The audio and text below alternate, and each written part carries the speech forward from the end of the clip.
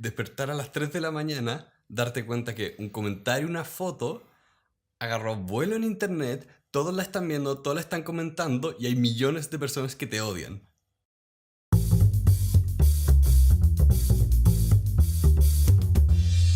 Hola a todos, bienvenidos a Elemental, su club de aprendizaje semanal. Mi nombre es Pedro y estoy acá con Santiago. Hola, hola. Y el libro de esta semana es So You Have Been Publicly Shamed. De Jon Ronson. También este libro pareciera ser que no tiene una traducción literal, pero es algo así como, bueno, parece que ha sido públicamente humillado. Eso diría que es la traducción literal. Jon Ronson es un periodista británico que ha tenido trabajos en distintos medios como The Guardian o la BBC, y además se ha destacado por hacer algunos documentales de distinto índole. Es, para que se den una idea, trabaja mucho haciendo periodismo investigativo, como de debunking, como le dicen, que es cuando ven que algo es falso, pero también hecho con este estilo que es como en primera persona, de fui, hice esto, hablé con tal persona, y eso es importante porque así está escrito este libro. Son una serie de entrevistas, reportajes, investigaciones contados en primera persona, Ujú. que gira en torno al tema de la humillación pública, pero específicamente en internet. Se mete harto en Twitter, pero más que nada eso, es qué pasa cuando todo el mundo se te tira encima. Mm. Este es un libro que no tiene una estructura muy clara, por lo cual no vamos a estar revisándolo tan cronológicamente. No está ordenado, no tiene títulos como paso 1, 2 o 3. No, no es un ensayo.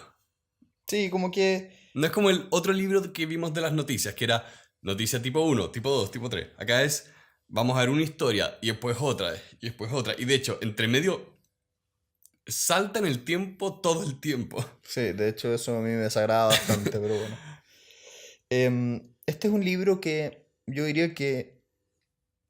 Puede ser honesto. No, yo puedo, además de que puedo ser honesto, yo diría que mi impresión inicial cuando leí el título y la descripción era que iba a ser una pieza de no ficción, como más o menos académica, y después me he dado cuenta que es más bien una pieza más periodística, más una narración en primera persona de lo que él vivió y de lo que él piensa. Es bastante claro en las partes que como que investiga, como más teóricamente, no tiene casi nada de profundidad, son como cita una cosa, después da un poquito de vueltas, pero no profundiza mucho. Es más bien periodístico narrativo el género de este libro. Sí. Sí, y eso encuentro que juega a favor y en contra. Juega en contra en cuanto a que no puedes sacar como grandes conclusiones. ah, no profundiza más en como el comportamiento que ocurre en internet, que hay papers bastante buenos respecto a eso. Pero el lado positivo que encuentro que tiene es que ya, juega a las emociones. Entonces, encuentro que hace un muy buen trabajo en ponerte el estado mental de las personas en esas historias. Ya. Em, Igual, yo también tengo que admitir desde ya que yo entré con un problema de expectativas muy importante a este libro. Como decía, yo venía con la impresión de que iba a ser un libro de no ficción y que iba a presentar más herramientas más que llamar como darnos anécdotas. Y eso me desilusionó mucho a lo largo de todo el libro. Me mandaba mensajes, Santiago. Qué manera de odiar este libro. Ya, ahora lo digo abiertamente. Encontré que este libro es basura, pero después voy a entrar. A mí me gustó harto, así que va a ser interesante este capítulo. Mm. El libro parte con una anécdota muy específica. Él cuenta que un par de profesores académicos hicieron un bot, que básicamente, para la gente que no sabe qué es un bot, es un programa computacional que, en este caso concreto, emitía tweets en Twitter.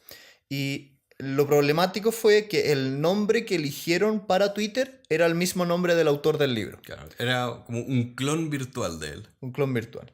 Entonces él se enojó con esta situación, contactó a los académicos y les pidió que sacaran al bot. Cuando ellos no lo hicieron, él recurrió a su segunda arma, que fue voy a humillarlos públicamente para que lo hagan. Y efectivamente funcionó. Claro, lo que hicieron fue que le dijo, ok, tengamos una entrevista, yo los grabo, ustedes me graban, Y cuando se sube el video de esta entrevista, la presión pública, o sea, el público se puso de su lado y pusieron presión sobre estos académicos para que saquen el bot. Y con ese puntapié inicial el autor dice, ya, voy a investigar este fenómeno. Sí, porque estas fueron las cosas que me gustó, que él parte como con una actitud bastante positiva a esto. Él presenta como, wow, podemos traer como justicia de cierta manera con esto. Podemos, de hecho, cita cuando se puso presión sobre un par de diarios británicos que son como ultra conservadores, pero ultra. Entonces decía, mira, toda la gente se fue a las marcas que le dan auspicio al Daily Mail. Y el Daily Mail tuvo que sacar estos artículos, retractarse de lo que había hecho. Y después empieza a ver como la otra cara de eso. Ok, ¿qué pasa cuando no es que la gente se vaya en contra de un diario o una empresa? ¿Qué pasa cuando la gente se va en contra de un individuo, en contra de otra gente?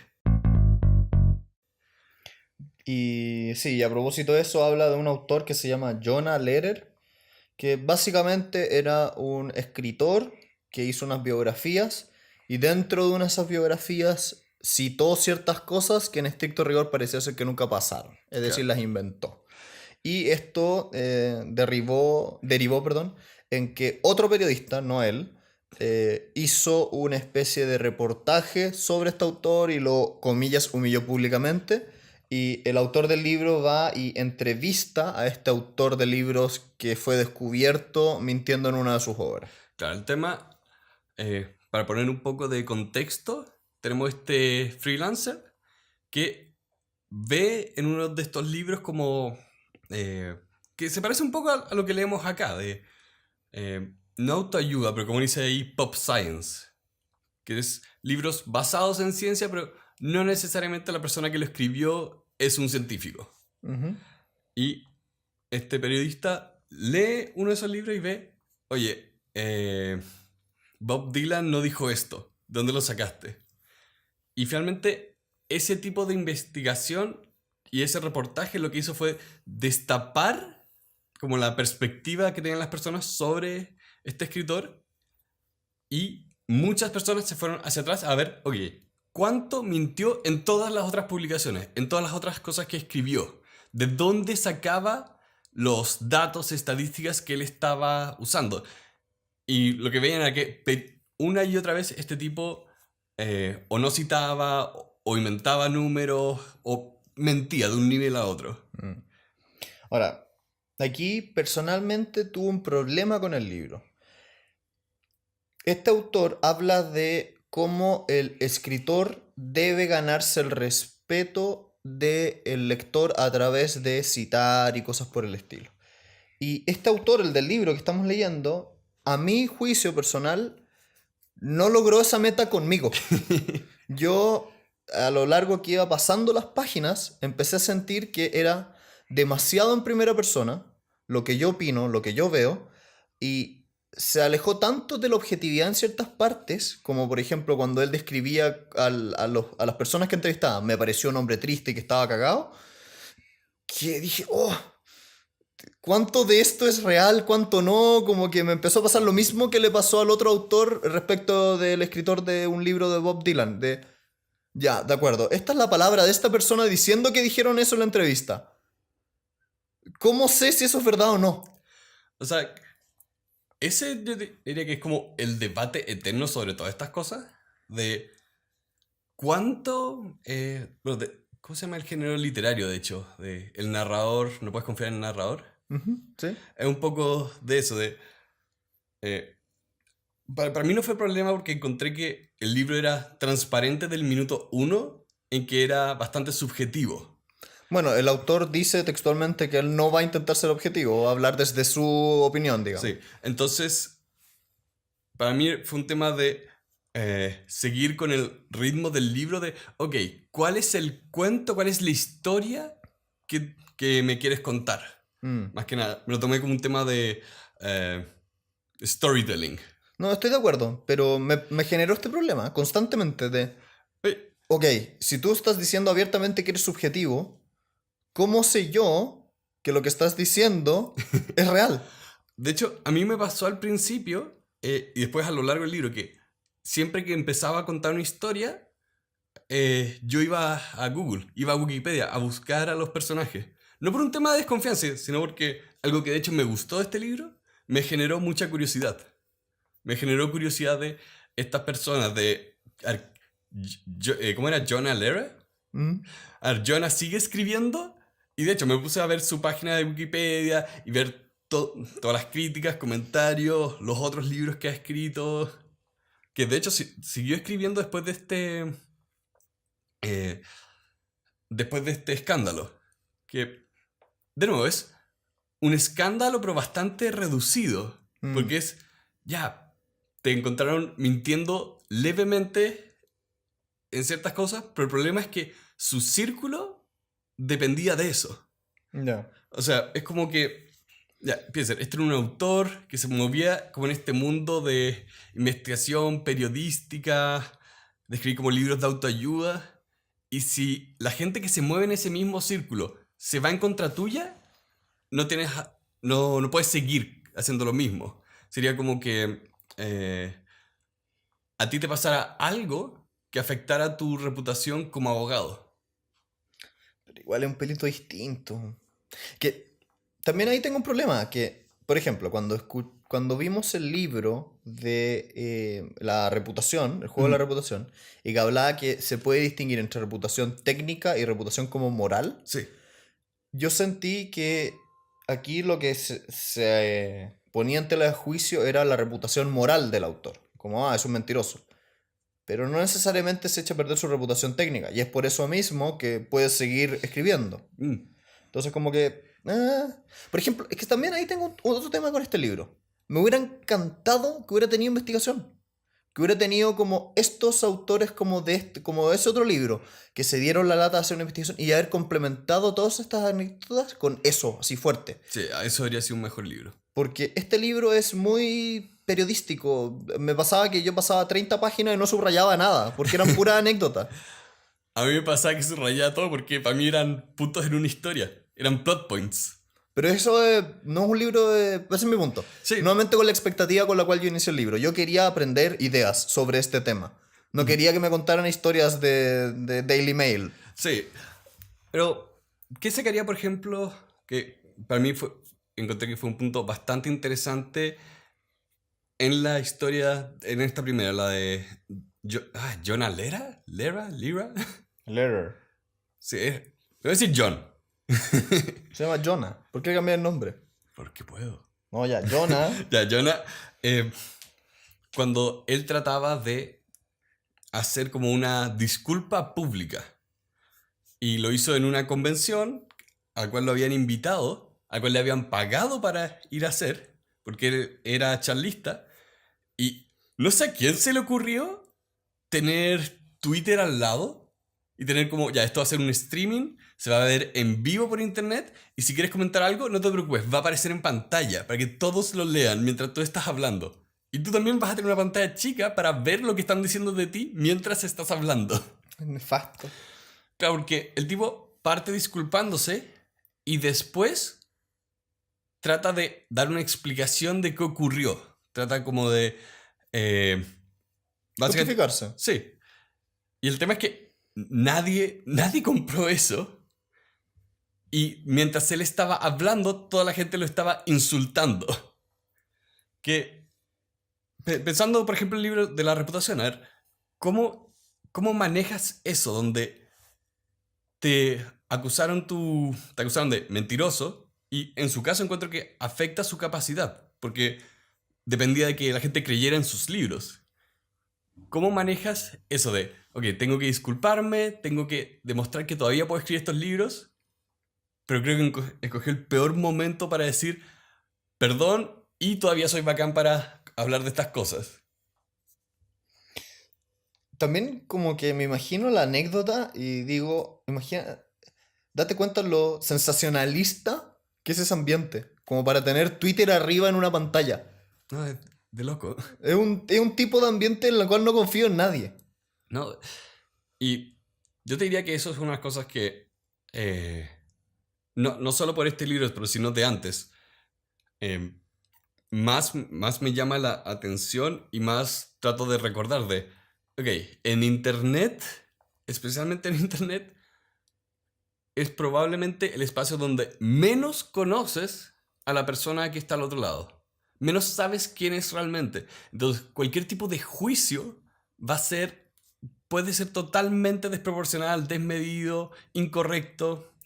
Eh, el caso acá de esta primera historia de Jonah era muy concreto, de hubo una investigación periodística que lo encontró mintiendo en ciertos libros y reportajes que le había hecho, perdió su reputación ahí. Pero después iba la segunda historia, la de el- la que hizo los tweets. Era una norteamericana joven que lanzó un tweet muy desafortunado, haciendo un chiste negro que de hecho yo lo leí y fue como, no es tan grave, No, entiendo el sarcasmo, sí. pero se subió a un avión y en el trayecto del avión se viralizó su tweet. Cuento corto, terminaron haciéndole una humillación pública gigantesca. Sí, mira, para que se den una idea de cuál fue el chiste, en El Lobo de Wall Street está esa escena donde a Leonardo DiCaprio por fin lo arrestan y dice como, bueno, me asustó mucho la idea de ir a la cárcel, pero después recordé que soy millonario y te muestran a Leonardo DiCaprio en la cárcel jugando tenis.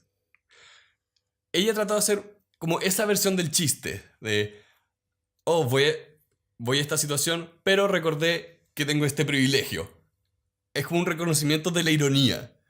El chiste no estaba bien escrito y pensaban que ella estaba siendo racista con la gente negra y con SIDA. Sí. Eh, Impresionante porque, como dices, ella lo hizo, se subió al avión, se baja del avión y hay 1,5 millones de personas siguiendo su historia. 1,5 millones. No, sí, lo interesante de este libro es que los fenómenos que narra son fascinantes. Sí. Yo odio el libro, que es otro problema. La forma en que lo narra lo encuentro espantoso, pero... ya, bueno. De nuevo, acá me gustó porque me ponía en ese estado emocional de escenarios de terror. La peor situación posible. Algo que hiciste se escapa de las manos, pero a tal nivel, porque de nuevo, esta gente, 1,5 millones de personas que piensan que eres un racista que tiene que ser destruido, eres un monstruo, eres el tótem del enemigo. Y tú estás como en un avión sin idea de lo que está pasando. Mm. O sea, yo imagino con este programa de vamos a subir un capítulo y al día siguiente alguien va a tomar uno de esos capítulos y lo va a deformar.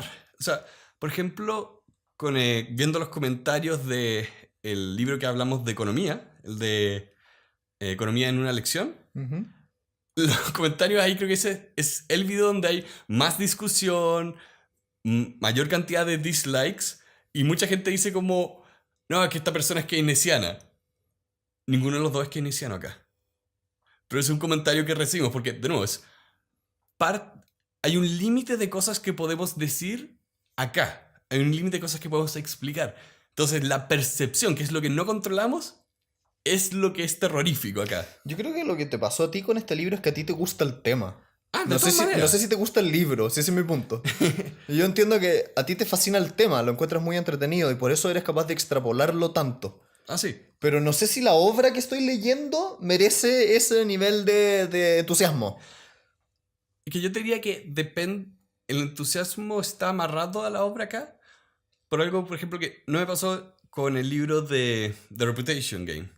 Que si bien me gustó mucho en que era muy académico, muy bien escrito, muy serio, y me dio mucho para aprender, encontré que en un momento me estaba aburriendo simplemente porque las historias que estaban contando las contaban de una manera muy fría. Este es como el opuesto.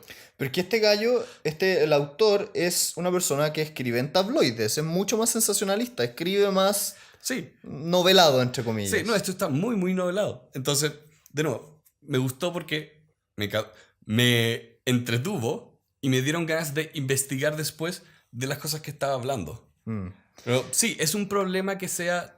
Que tenga esa limitación de que solo sea emocional, porque no tiene algo donde pues podamos decir, ok, ¿qué podemos hacer al respecto? O que aprendí. ¿Qué podemos aprender de esto? Aparte de la gente en Twitter se comporta de manera completamente irracional, Mm.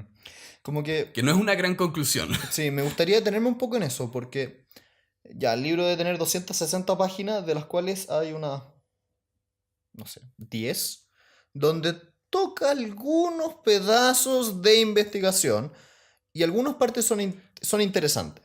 Nuevamente, es muy superficial al hacerlo, o sea, es una Es que, lástima que no se haya dado la lata. sí. Pero Mm. uno de los cuales me llamó la atención fue una pequeña digresión que hacía respecto de cómo era la humillación pública en 1800 y cómo se fue como prohibiendo progresivamente debido a la brutalidad que terminaba significando para las personas humilladas públicamente y a todas las personas que estaban en el círculo de esas personas. Así, por ejemplo, el autor decía que en 1800 en varios lugares, cuando alguien hacía algo incorrecto, una de las sanciones posibles era que se le humillara públicamente o se le pegaran latigazos públicos. O la Y, letra del adulterio. y eso generaba que, ya, uno, esa persona se veía destruida psicológicamente, pero además destruía psicológicamente a todos los que lo rodeaban, a la familia, a los hijos, a los primos, a todo el mundo. Entonces la brutalidad de las consecuencias que eso traía terminó haciendo que se repensara esta sanción. Y también otra cosa que era fascinante era cómo se deformaba moralmente la audiencia cuando veía una humillación pública. Se volvían verdaderos animales. Sí. No, era, de hecho, en un momento él va como a una biblioteca a ver cuál es el primer registro que encuentra de humillación pública y era una persona pidiéndole al juez, como dice en 1800, por favor, latíguenme, pero en privado. Sí. Y de hecho, el autor contaba que habían algunos artículos también periodísticos que decían que en ciertas ocasiones habían latigado a la gente, pero no había sido lo suficientemente fuerte, entonces la gente estaba enojada porque a su opinión Sí, era poco. sí. De hecho, es un tema que, por los cuales también me interesa harto hablarlo acá, cuando se mete un poco en la parte legal de todo esto, de todo lo de la humillación pública, porque siempre está el tema de, ¿fue fue como el sistema judicial o actuó de manera correcta? ¿Fue suficiente el castigo? Ahora, nuevamente, aquí el autor, insisto, es muy superficial, Sí, no, muy anecdótico. Por sí, ejemplo, eso me hubiera encantado. Hubiera sido tan llenador ver un capítulo donde él hubiera hecho una buena investigación. Ya, ¿cómo funcionaba la humillación pública como castigo legal? ¿Cuántas veces se usó realmente? ¿Cuántas veces, cuántos detractores? ¿Cómo fueron los movimientos que fueron sacando esto del ideario como público? sí, él va, cita algunos diarios antiguos, entrevistas a un juez que era famoso porque hacía humillaciones públicas, un juez... Antiguo, muy antiguo. no, no, no, Ah, no, no, y había uno como en sí, los po. 40, No, así. no, de los 80. No, ¿en Sí, serio? sí, el que decía que uno de los castigos como por los cuales era famoso es que un tipo que a los 16 años estaba manejando ebrio y causó un choque donde las otras personas murieron, parte de su castigo era, ok, tú te vas a poner con un cartel que diga, yo manejando ebrio maté a 2 personas. Y el tipo que causó este accidente, o sea, uno contaba lo traumático que había sido para él, que decía que no se podía mirar ni a un espejo, pero también que hoy en día mirando hacia atrás decía, ese evento me marcó como para yo ser vocero de que no maneje la gente ebria. Mm. Como que eso hubiera sido maravilloso. Imagínate que hubiera profundizado en qué tan efectivo era como mecanismo disuasivo en la humillación pública. O sea, no profundizaba mucho. Ese es mi problema. Me hubiera encantado esa profundización. Sí, lo veo un poco después, cuando empieza a ver el tema de eh, las cárceles, que habla un poco, parte con como el aspecto legal de la humillación pública sería cuando habla de cómo se hacía antes, cómo se hace ahora con los juicios, especialmente, y este juez, y también cuando empieza a ver el tema de las cárceles, qué estaba pasando con las cárceles, por qué había tanta violencia interna. Y citaba a un psicólogo que él estaba haciendo un plan donde decía, mira, todas estas cárceles solo lo único que hacen es reforzar la humillación de la gente que está dentro. Incluso decía, mira, acá hay personas que efectivamente no están en condiciones para operar en la sociedad. Y este psicólogo decía, pero podemos evitar que sean violentos dentro de estas cárceles si es que hacemos que los guardias dejen de humillarlos, de abusar física y verbalmente de ellos. Citaba varios programas que habían hecho. Y esa parte de nuevo la encontré muy, muy interesante que, como dices, no profundiza Ya, tú la tanto. encontraste interesante, yo la encontré penca, la encontré mala, la encontré débil, faltaba tanto. O sea, ahí o sea, donde efectivamente estabas citando a alguien tampoco te gustó. Citaba a una persona. Sí. Eso es anecdótico. Necesitas 2 o 3 por lo menos para generar algo. Ok, de acuerdo con eso. Encontró el caso que le servía, ¿no? Entonces, insisto, nuevamente, mi expectativa chocó mucho con el libro. Y eso me generó una disatisfacción muy grande con la lectura. Yo, insisto, lo que tú acabas de decir, lo encontraste fascinante. Sí. Yo lo miré, lo encontré fascinante y estaba esperando, bueno, pero hay otra persona que dice otra cosa. O esto ha sido corroborado por estos otros casos. Y eso no lo vi. Y como no lo vi, sentí como, chuta, ¿será realmente así esto o es netamente que él encontró el caso que le servía para su punto? Pero, pregunta, ¿lo buscaste después en Google? Es que no era necesario porque yo estaba mirando un caso donde me daban, o sea, me estaban dando una anécdota. ¿Estoy de acuerdo? Te creo que esa anécdota es real. Lo que yo no sé es si eso es generalizable. De acuerdo, es que por eso, bueno, de la manera en que yo estaba leyendo el libro siempre era como, ok, vamos hacia dónde va esto. Estaba más enfocado en lo que estaba haciendo el libro más de lo que esperaba que viniera después. Y cuando encontré que paraba antes de lo que me gustaría, iba... De nuevo, fui mucho a Wikipedia gracias a este libro. Pero ese es el problema, po. El problema es que es un libro que necesitas complementar con otras cosas, porque en sí mismo es débil. Si el libro estuviese autocontenido, no hubieses hecho esa investigación paralela. No, pero también es que también tienes el tema bien curioso de que, por lo menos con algunas de las historias acá, tienes que no tienen un fin. No es como que la historia de Jonah haya terminado cuando este libro se publicó. Jonah sigue vivo, sigue escribiendo, entonces ahí tienes que ir más allá del libro. No, estoy de acuerdo en esa parte, sí, estoy de acuerdo. Mi problema es que, insisto, es... Bueno, también un poquitito la forma en que lo hablaba. Cuando él narraba estos casos, la forma de hablarlo era como si fuese la verdad. A mí no me dio esa... Me dio esa impresión a mí, Sí, por lo menos, puedo estar equivocado. no me la dio. Pero me dio la impresión de que, mira, esto es lo que pasaba en la ley y no sé qué. Y decía, esto es un caso anecdótico, no es generalizable. No, esta muestra es demasiado limitada. No me genera la confianza para saber si es que esto es así siempre. También eso me dio pena. Respecto de las humillaciones públicas, en Internet en específico, no sé si es que el comportamiento de Internet es como lo narra el libro o estos son algunos casos. Tiende a ser así, o sea... Pero no lo sé. ¿Te fijas mi punto? Sí, pero... No estoy claro. No sé si es que esto fue como los casos extraños donde la máquina de Internet se fue volando. O... Porque ¿cuántos de estos tweets desafortunados existen? Millones. Sí. Entonces, tal vez estas son las excepciones. No lo sé. Mira, te pregunto eso. Uno de los encabezados que más me dio risa el año pasado fue en esta página que se llama Know Your Meme, que hacen como... Es como pseudo periodismo sobre internet. Básicamente sigue muchos fenómenos de internet. Y uno de los encabezados que más me dio risa fue como... YouTuber critica a PewDiePie, las cosas escalan desde ahí. Y ese es todo el encabezado que necesitaba escribir para saber que después se venía una tormenta de estupidez. Ya.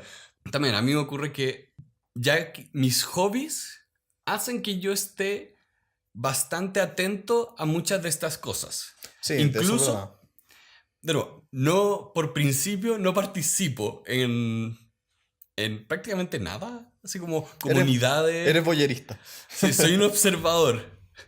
Y eso que trato de evitar todos estos escándalos. Pero es cierto, ocurren con una regularidad ridícula. encontrar la siguiente cosa con la cual estar muy, muy enojado.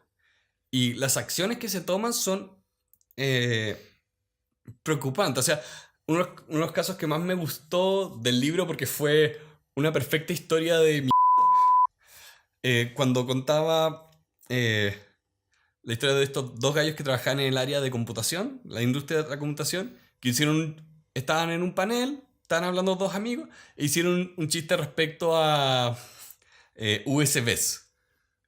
El chiste era bastante freudiano. Y la persona que estaba adelante se da vuelta, le saca una foto. Y el tipo decía, cuando me sacaron la foto, yo pensé que era una periodista. Así que incluso sonreí. 5 minutos después, un guardia me llama la atención y dice, alguien ha levantado una queja por acoso sexual. Y te dice como, ok, nosotros hicimos este chiste, estamos hablando entre nosotros, no pensamos que alguien había escuchado Sí, esto. eso es una cosa importante para los que nos escuchan. Esta era una conversación donde hay un público muy grande y dos amigos están hablando entre ellos. Sí. Y la persona que está sentada inmediatamente al frente pensó que se referían a ella. O incluso, por lo menos en la entrevista que le hacían a ella, decía que cómo eran estos tipos tan insensibles para estar hablando de esto en medio de una convención. El tema es que, ¿qué había pasado? Esta persona había sacado la foto y lo había publicado en Twitter. Acto seguido, la gente se les tira encima a ellos, pierden el trabajo.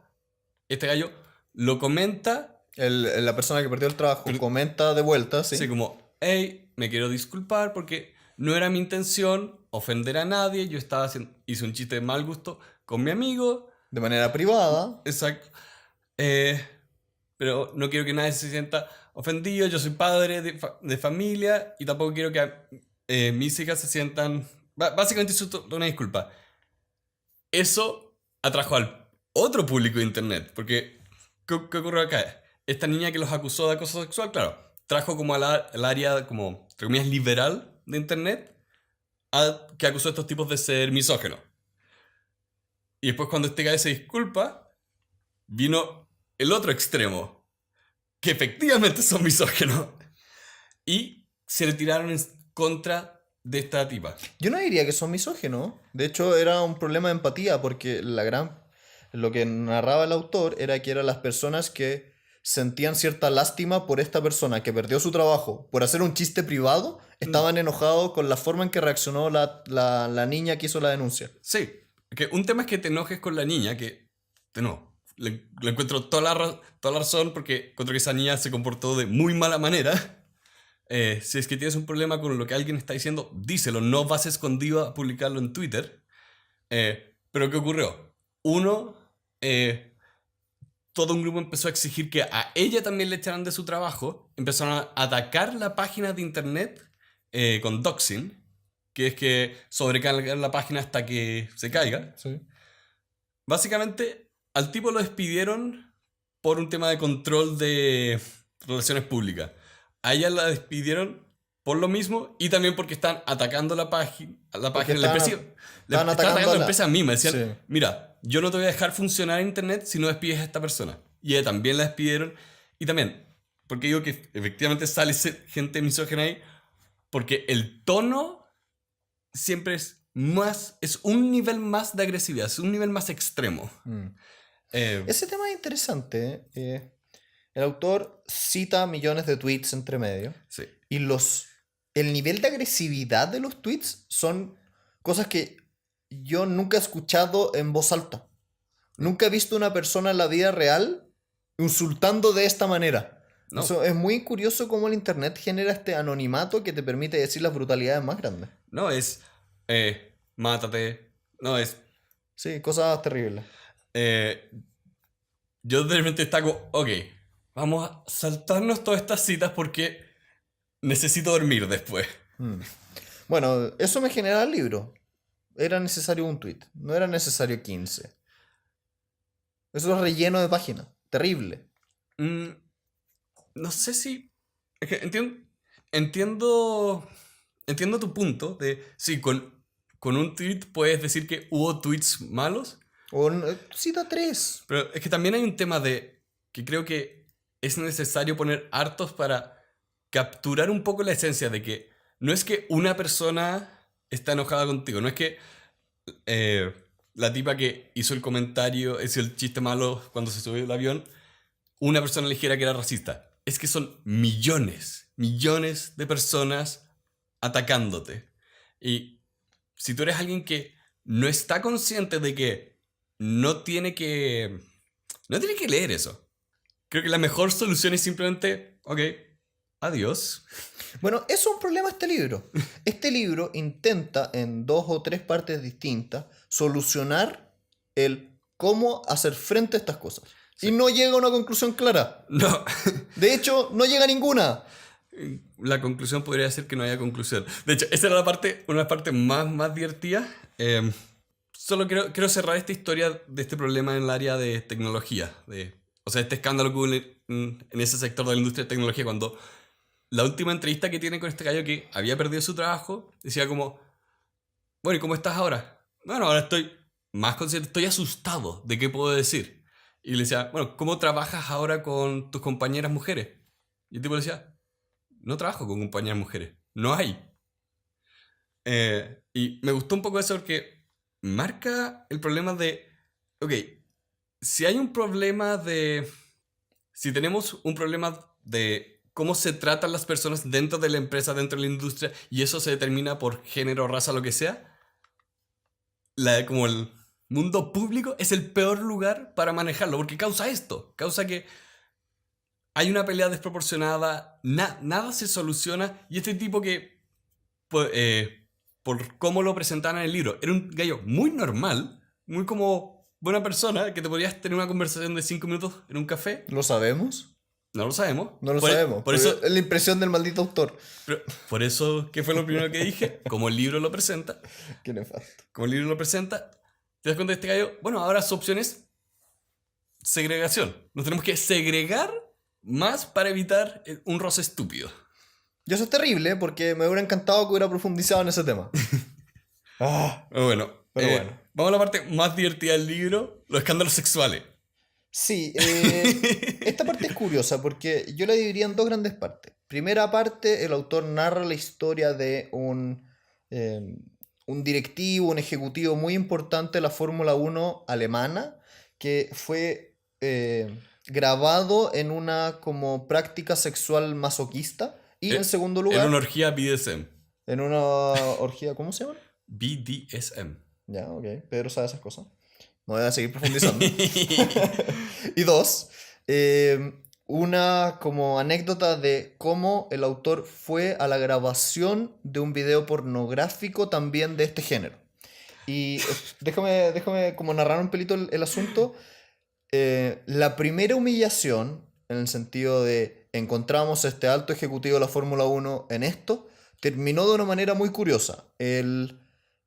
Este ejecutivo salió en los medios, se intentó hacer un cierto escándalo y él reaccionó de una manera de que como que no le dio tanto peso, enfrentó directamente el asunto y dijo, bueno, todos tenemos como nuestra privacidad y la cuestión no escaló, como que No, salió bien. y de hecho, ¿qué ocurrió? Que el diario que hizo el reportaje lo estaba acusando de nazi. Sí, y ahí se equivocaron. Sí, y él demandó, decía, no, esto no era una... no era nazi. Y decía, y mostraba todo como las... El video mismo, sí. No, y extractos del juicio, como, bueno, usted que fue el que fue el editor, ¿sabe algo de la Gestapo? No. Entonces, ¿por qué dice que cuando lo estaban afeitando era como una humillación de la Gestapo? Y el gallo no tenía cómo contestar. Sí. Y ahí también, nuevamente, maldito autor, se vuelve a caer muchísimo porque ese capítulo intenta resolver en cierto sentido cómo hacerte cargo de si te humillan públicamente en internet. Y no llega a ninguna maldita conclusión. No. Esa Que parte tú le estás- sí. tenía esperanza porque me pareció muy fascinante la idea de, ok, tú entrevistaste a una persona que lo logró, dime bien o explícame cómo lo hizo. Pero no llegó ahí y fue como, yo quería escuchar esto. Es que quizás estás buscando una conclusión en el libro que no la... ni siquiera quería dar una conclusión. Sí, ese es el problema, es un libro de anécdotas. Sí. Bueno, en esta parte de hecho a mí me interesó bastante porque, claro, se metía en el mundo de los escándalos sexuales y no solo eso, se metía como al mundo ya más periodista de cómo la gente reporta estas cosas y cómo la gente reacciona. Y citaba varios casos donde se hizo un reportaje de la vida privada de otras personas y esas personas terminaron suicidándose. Era como orgía en los bosques de tal parte, todas estas personas están ahí. El tipo les destruían la vida. Igual como que me da un poquito la impresión de que este libro es muy yankee. Muy yankee. El tipo de escándalo y cosas es muy cultura norteamericana. Como que siento que si eres un seguidor de los medios gringos, te va a hacer mucho sentido esto. Yo sé que el tipo es británico. Pero es muy yankee como la cultura, digamos. Bueno, acá yo me acordaba de este libro de... nosotros leímos The Obstacle is the Way, lo escribió Ryan Holiday. Ryan Holiday. Ryan Holiday también tiene un libro que se llama Conspiracy, que habla de este caso de Gawker contra Hulk Hogan. Gawker era este medio hiper sensacionalista. Hulk Hogan, ex luchador de lucha libre. Y cómo está el tipo de From Zero to One, Peter Thiel, metido entre medio, porque él está financiando el juicio contra Gawker. Él está financiando los abogados de Hulk Hogan. Y ocurre esto que encuentro bien curioso, la medida que todos estamos ahora conectados. ¿Cómo hacemos nuestra vida privada en público? Y cómo también existe esta gente que dice de, bueno, que era el tema de Gawker, si esto existe, si esto ocurrió y es verdad, yo puedo publicarlo. Lo encuentro una mentalidad muy, muy curiosa. De dónde vienen, por ejemplo, todos estos casos que la gente se suicidaba, que era como, ¿por qué lo hiciste? ¿Por qué publicaste esto? ¿Cuál era el propósito? ¿Cuál era...? Bueno, el propósito es dinero. Es atraer baits y clics en una página web con publicidad al lado. Encontré nefasta la cultura que hay detrás de Sí. este tipo de gente. No, Como es- periodistas desgraciados que lo que hacen es humillar gente para sacar dinero. Sí. Y los terminan matando. Sí, o sea, literalmente. Literalmente, o sea. Bueno, esta fue una razón por la cual me gustó cuando leímos el libro de News, que cuestionaba mucho esto. ¿Cuál es el propósito de estas cosas? ¿Cuál es el propósito de generar contenido mediático? No, y también hay un problema de fondo, que hay mercado para eso. A la gente Sí. le encanta leer las historias sobre los escándalos mediáticos de Twitter, incluyéndote. No, no me gustan, las he visto. Bueno, No, a mí lo que me gusta es algo un poco más como este libro, que es venir a investigar después de la tormenta. Uno de mis videos favoritos en YouTube es sobre Phil Fish, que era un desarrollador de videojuegos muy controversial, que en medio de un escándalo, ni siquiera un escándalo mediático, el tipo era controversial, todo el tiempo se estaba peleando, hasta que un día fue la gota que rebasó el vaso y fue, ya, me voy. No hago más esto, chao a todos. Y ese video, que salió años después de todo esto, se mete en... De hecho, creo que ese te gustaría, porque se mete en la psicología de esas personas, del comportamiento, donde dicen, no, tú no eres la persona que eres, tú eres la idea. Tú eres esta idea que a mí me gusta o no me gusta. porque estoy de acuerdo, porque eso es entretenido. Este libro no. Eso es fascinante. Esto no. Bueno, en fin. Bueno, Sin dejar que se nos olvide este detalle muy importante, que yo creo que es la parte más chistosa de este maldito libro, es la descripción detallada de cómo este periodista se va a meter a una casa de grabación de pornografía donde humillan públicamente a una pornstar. claro, esa era la escena que estaban actuando. Yo quedé impresionado de que haya estado leyendo semejante cosa. No, a mí me encantó cuando decía, escribí, si alguien sabía más del tema que me pudiera escribir.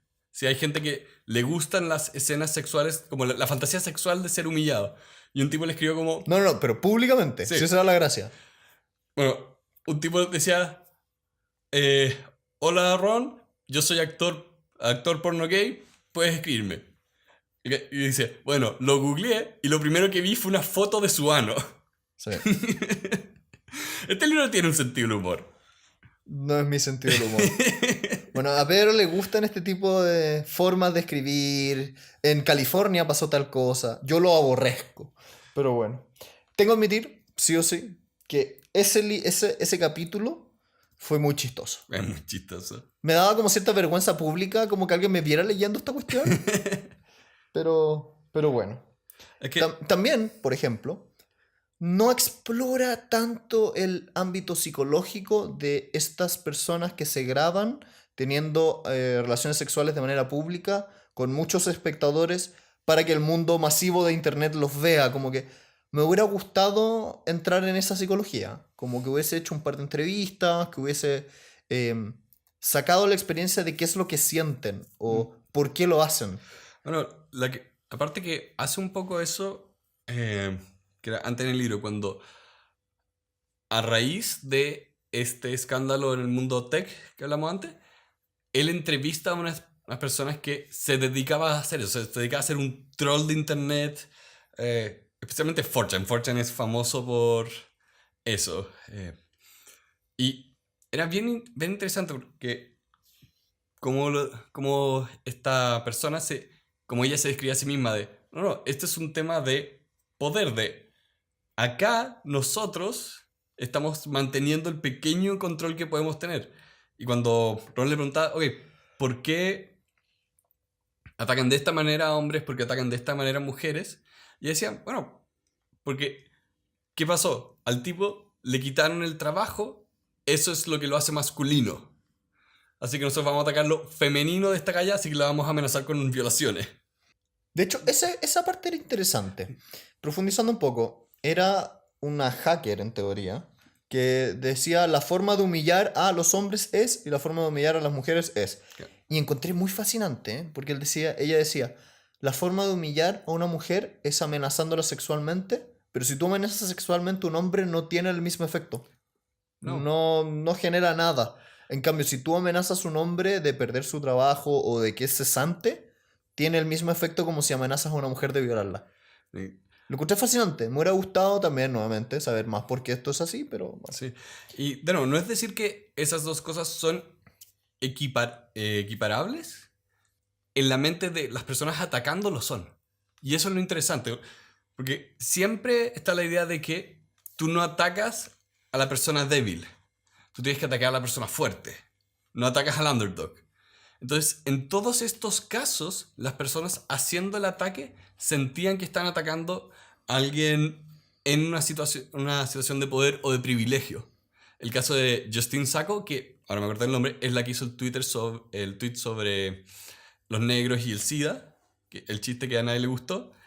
Ahí decían, bueno, ella es una mujer de Estados Unidos, blanca, va a encontrar otro trabajo.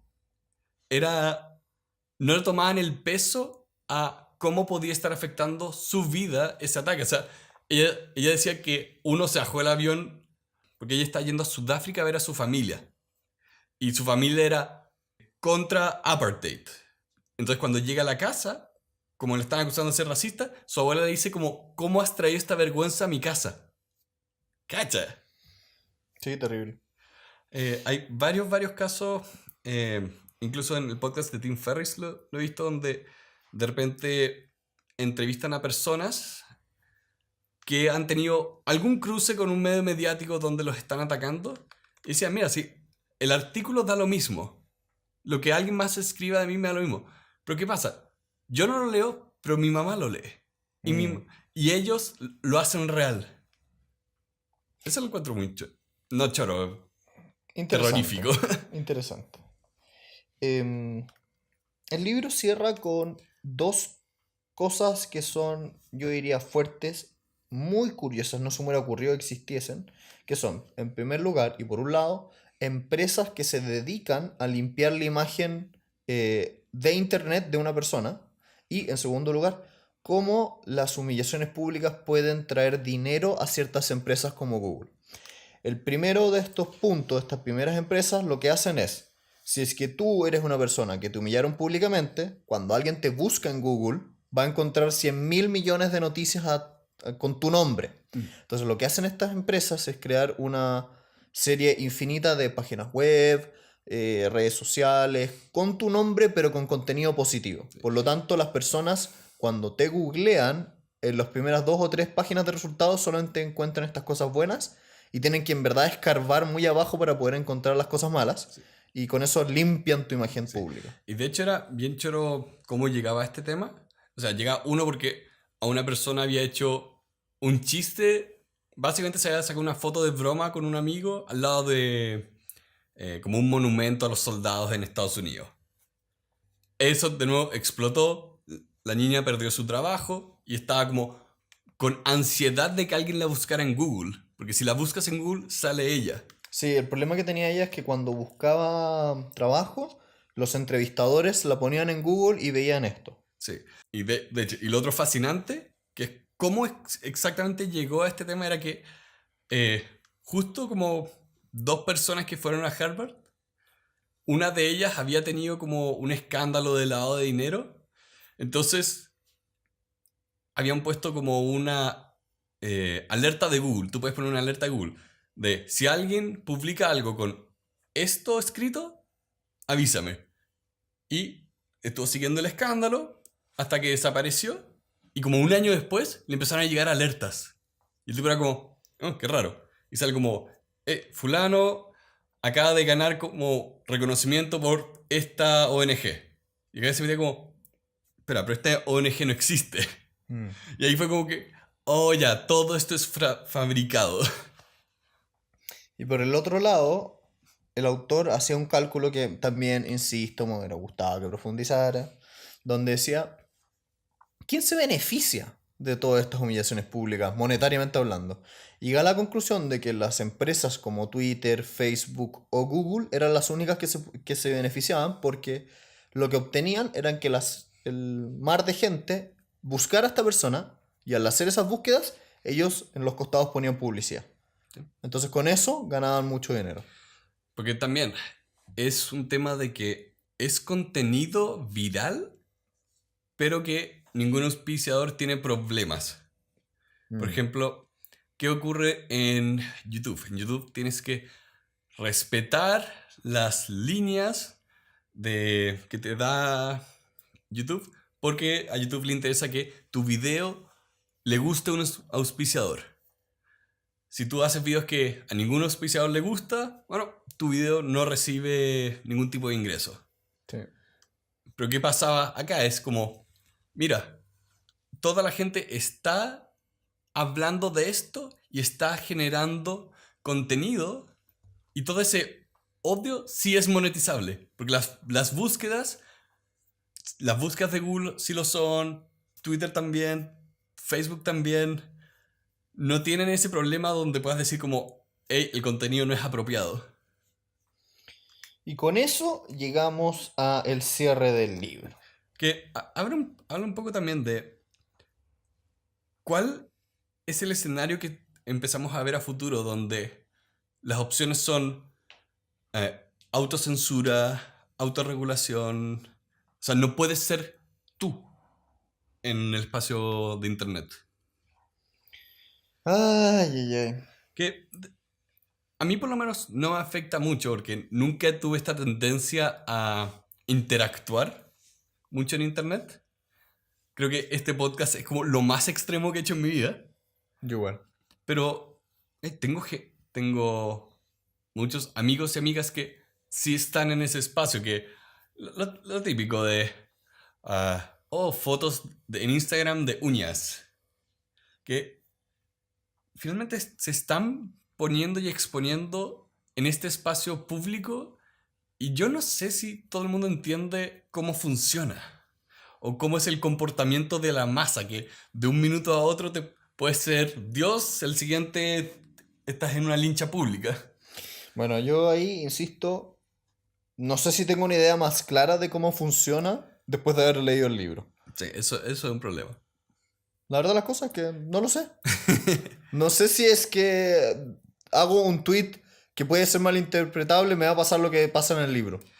Hay un tema que nunca lo toca de manera explícita, pero sí lo ve en varias partes y de nuevo, creo que lo pone mucho mejor este libro de The Reputation Game, de cómo hay tipos de reputaciones y cómo te puede afectar. O sea, por ejemplo, eh, tú te imaginas que pueda haber habido un tipo de escándalo que te haya ocurrido a ti y que hiciera que te despidieran de una firma de abogados. Sí, infinitos. Son los mismos que te pueden echar de ser profesor. Sí, probablemente son lo mismo. Que son círculos muy parecidos. Pero, bueno. Es que creo que ahí hay un tema que Porque eso es una discusión muy valiosa, pero que tuvimos en la otra discusión, digamos. sí, es que acá creo que lo pone de... Creo que este es un libro en cierto sentido de desilusión, de la propia desilusión del autor con la posibilidad que entregaban estas tecnologías. Citando a Dios hecho hombre, Jeff Goldblum, en la clásica película Jurassic Park. Ese fue uno de los comentarios más ñoños y nerds que he escuchado en mucho tiempo. Fue a propósito. Pero Ya, bueno. la escena en cuestión es cuando él dice, solo se preguntaron si podían hacerlo y no se preguntaron de si debían hacerlo. Y creo que con todas estas tecnologías y todas estas plataformas que nos conectan, ocurre mucho de eso, de creamos algo sin entender cómo iba a funcionar. Pero en fin. En fin, Si tuvieras que ponerle una nota al libro, del 1 al 10, yo le doy un 8. tú le pones un 8. Yo le voy a poner un 8. ¿Y lo recomendarías a quiénes?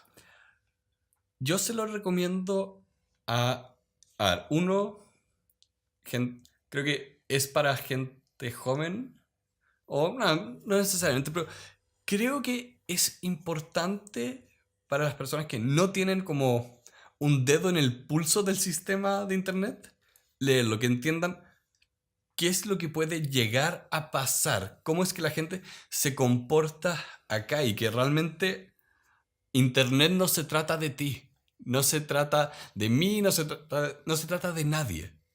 Es un raro comportamiento de masas y si tú por alguna razón hiciste algo que alguien encontró ofensivo y esa persona hizo una conexión, hubo un efecto de red y tú te convertiste en la víctima de todo esto, eh, Este es tu libro. este es tu libro.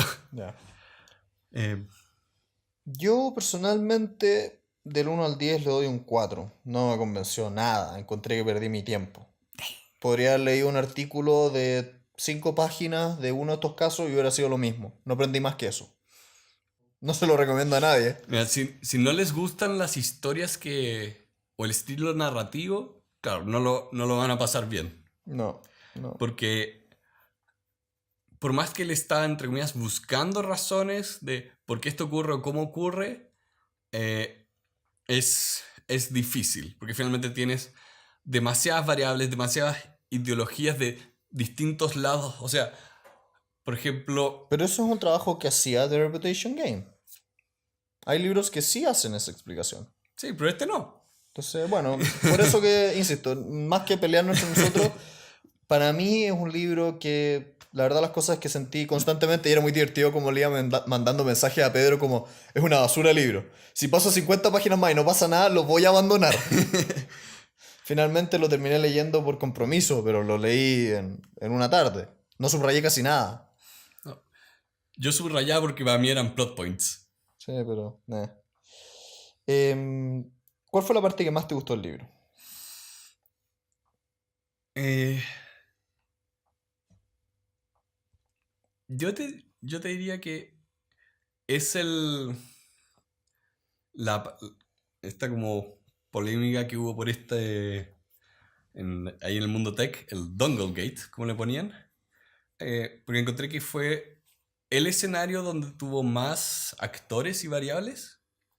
Porque los otros eran como persona A hace una acción, se forma un grupo de ataque y lo atacan.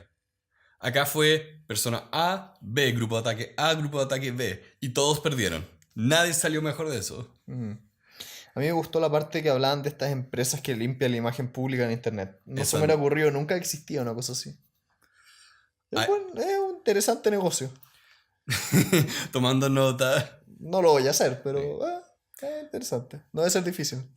Sí, Internet tiene tanta complejidad que creo que realmente es difícil hacer un trabajo que efectivamente presente todos los ángulos posibles y sea concluyente. Porque también mucha de la dinámica es por cómo funcionan los algoritmos.